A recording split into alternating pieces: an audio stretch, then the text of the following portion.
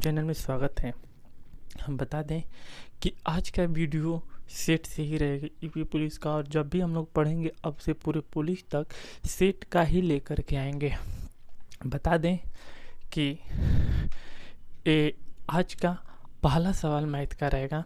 Screen पे दिखाई देता होगा, पढ़ने का प्रयास करेंगे दोस्त।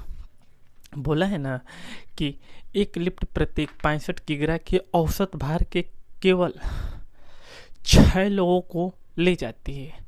यानी कि 65 किग्रा के जो व्यक्ति हैं सिर्फ 6 लोगों को ले जाती है लिफ्ट। सही है।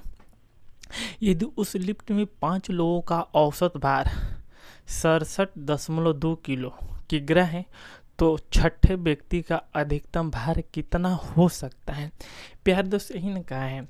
हम बता दें आपको ना कि इसको हल करने का प्रयास करेंगे और हल कर रहे हैं। देखिए 65 किग्रा के औसत भार के सही 6 लोग हैं, तो ये बताइए कि जब 6 लोग हैं तो 6 लोगों का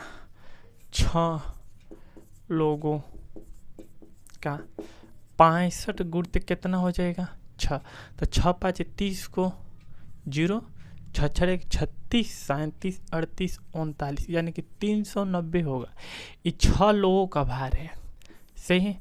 क लोगों का 6 लोगों का। आगे पढ़ते हैं। बोला है ना कि 67.6 5 लोगों का भार है, यानी कि 5 लोगों का 67.2 से इसको भी गुणा करेंगे तो 5 दूना के 10 को 0, 5 7 35, 36 को 6, 5 6 30 और 3 33, 5 7 35 को 36 को 6, 5 6 30, 3 33 यानी कि कितना आ गया, यहाँ पर 10 रहेगा। सही प्यारे दोस्त, हम देखेंगे तो ये टोटल 5 लोगों का है और ये टोटल 6 लोगों का है। तो 6 में से 5 को घटाएंगे तो 1 का मान मिल जाएगा कि एक व्यक्ति का औसत भार कितना था। यही प्रश्न बोला है कि छठे व्यक्ति का अधिकतम भार कितना है। सही।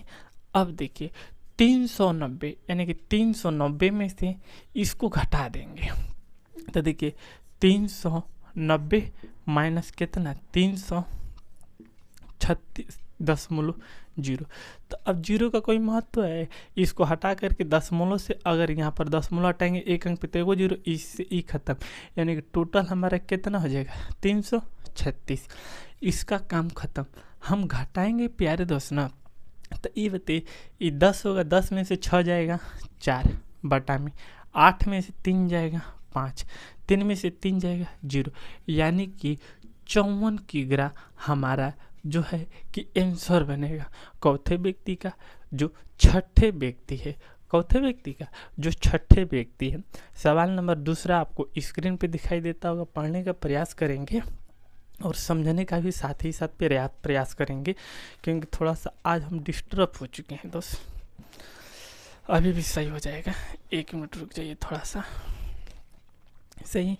चलिए पढ़ने का प्रयास करेंगे। बोला है ना कि किसी कर्मचारी के वेतन पहले 50% बढ़ा दिया जाता है, उसके बाद 54% घटा दिया जाता है। उनके वेतन में परिवर्तन का कुल प्रतिशत कितना था। परिवर्तन का कुल प्रतिशत कितना था प्यारे दोस्त, बता देना कि इसके पहले वाले जो सवाल हमने पढ़ाया है उसमें सवाल का आंसर आएगा 16% कमी। वीडियो जा करके देख लीजिए, उसमें गलती हो चुका है क्योंकि हमने 16 की जगह पर 6 बता रखा है। सही है। तो हल करेंगे प्यारे दोस्त इसी प्रश्न को। देखिए हम लोग हल करने का प्रयास करते हैं।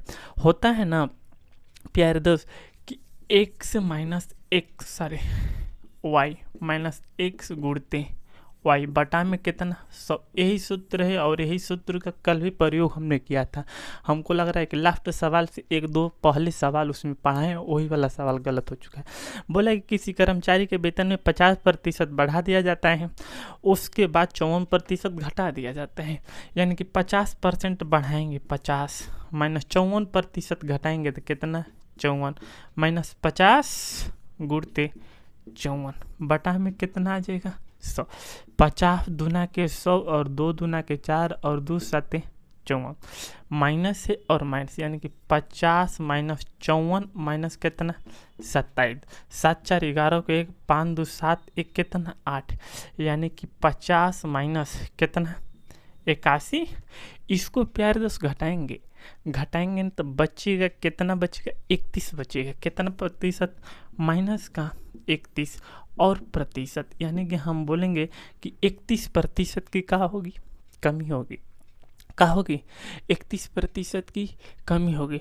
सवाल नंबर दूसरा आपके सामने स्क्रीन पर देखने का प्रयास करेंगे। बोला है ना कि अधिकतम वेतन के लिए किसी व्यक्ति को किस वेतन की वृद्धि वाले विकल्प को चुनना चाहिए।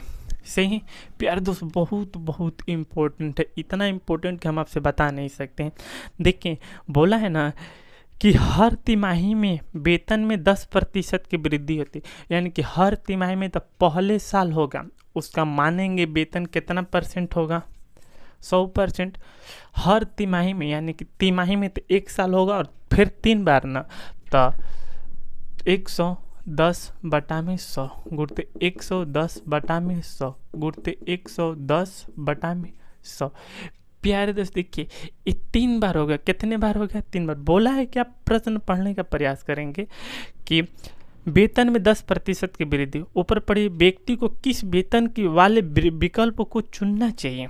सही है, हर तिमाही में वेतन की वृद्धि, हर तिमाही में ना, तो 3 बार हुआ, 1 बार पहले से रहा होगा तो 110 के बटा में कितना हो जाएगा 100। सही है, देखिए 2 0 से 2 0 खत्म, 1 2 3 4 1 2 3 4 यानी कि 11 का 11 में गुणा करेंगे तो 121 और फिर 11 का 11 में गुणा करेंगे तो 121 और बटा में हमारा क्या बचेगा 10, तो गुणते 121 और बटा में कितना 10 नहीं 100 बचेगा। सही है प्यारे 121 और 121 का यदि हम गुणा कर देते हैं आपके सामने तो हमारा बन क्या आएगा 146.41। आप कर लीजिएगा 146.41, क्योंकि 2 अंक पे 0 डबल है, हटाएंगे कितना आ जाएगा। सही है, तो ये है ना कि 4 तिमाही, हर तिमाही सही। उसके बाद अब अगला को देखेंगे, तब बोला है ना कहाँ गया, बोला है प्रश्न हर साल में वेतन 40% की वृद्धि होती है हर साल में। तो ये बताइए 100% था, 40% का वृद्धि होगा तो 140 के बटा में क्या हो जाएगा 100, डबल 0 से डबल यानी कि मिल जाएगा 1 साल का कितना 140%। तो ये बताइए इन दोनों में बड़ा कौन है, इन दोनों में बड़ा कौन है 146 ना, यानी कि 146 वाला लाभ होगा, फायदे में रहेगा, मुनाफे में रहेगा, तो हम लोग चुनेंगे मुनाफे वाला ना, यही ना बोला है। तो इस वजह से हम लोगों का आंसर बन जाएगा विकल्प नंबर क, ए वाला। प्यारे दोस्त विकल्प नंबर क, ए वाला। नेक्स्ट सवाल आपके सामने है, पढ़ने का प्रयास करेंगे। बोला है ना कि यदि माइनस का अर्थ गुणा, क्या बोला है, यदि माइनस का अर्थ गुणा, पढ़िए माइनस का अर्थ गुणा और गुणा का अर्थ है योग, प्लस का अर्थ है विभाजन और भाग का अर्थ है घटाव, तो निम्नलिखित व्यंजन का मान कितना है। तो 40 गुणते 12 प्लस 3। प्रश्न है 40 गुणते 12 प्लस 3। उसके बाद है -6/60, -6/60। यही प्रश्न है प्यारे दोस्त, हम लोग हल करेंगे। देखिए बोला है गुणा का अर्थ क्या बोला है, गुणा का अर्थ बोला है योग, तो इसको लिखेंगे 40 + 12। सही है। अब बोला है, अब इसके बाद है हम लोगों का प्लस, तो प्लस का अर्थ बोला है विभाजन, विभाजन का मतलब होता है भागना। सही है, कितना 3। अब माइनस है, तो माइनस का अर्थ बोला है ना गुणा, यहाँ पर गुणा हो जाए कितना 6।